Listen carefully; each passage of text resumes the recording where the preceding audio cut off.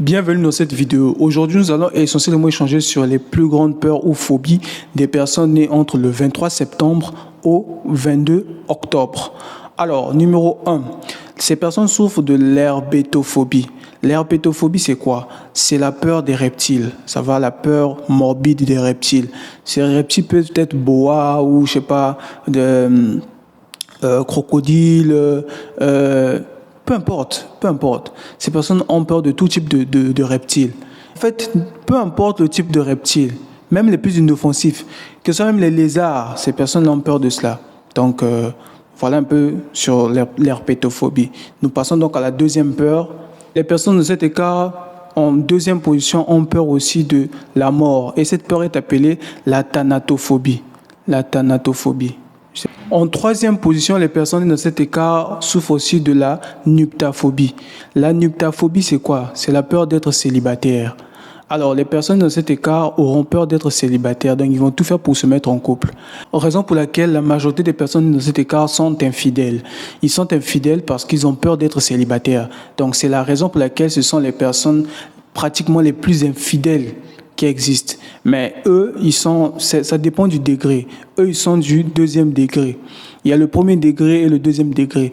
Pourquoi ça varie? Parfois, ça varie. Lui, il est du deuxième degré, peut passer en première position. Ou celui en deuxième position peut passer en première position. Alors, les cas que nous faisons actuellement, eux, ils sont en deuxième position, donc du deuxième degré, ce sont des infidèles. Donc, ne vous étonnez pas que vous sortez avec une personne dans cet écart et vous soyez infidèle. Parce que il souffre de cela et il a peur d'être célibataire. C'est une peur. Et ils ont aussi la peur d'être seuls. Donc, la peur d'être seul et la peur d'être célibataire viennent, en fait, s'ajouter, en fait, à tout cela. Ce mixage-là crée une grande peur qui fait en sorte qu'ils veulent toujours être en couple. Ils veulent toujours être avec quelqu'un. Et lorsqu'ils sont avec une personne, ils vont toujours chercher à changer parce que ce sont des personnes qui sont adeptes du changement. Donc, ils veulent du changement. Raison pour laquelle ils vont chercher à changer parfois de partenaire pour essayer d'explorer. Plus jeunes, les personnes dans cet écart plus jeunes vont plutôt chercher à sortir avec 1, 2 ou 3, ça peut être des gars ou des femmes en fonction du sexe de la personne qui est à la recherche. Si c'est une femme, il va chercher à sortir avec 2 ou 3 hommes, voire plus, ça dépend, à la recherche de l'homme idéal. Et la même chose chez la femme, chez l'homme aussi. Donc, ne soyez pas étonnés de rencontrer les personnes dans cet écart qui passent d'homme en homme ou de femme en femme, mais vous ne savez pas qu'est-ce qui les motive. La motivation qu'elles ont, c'est quoi? C'est la recherche de l'être idéal pour eux.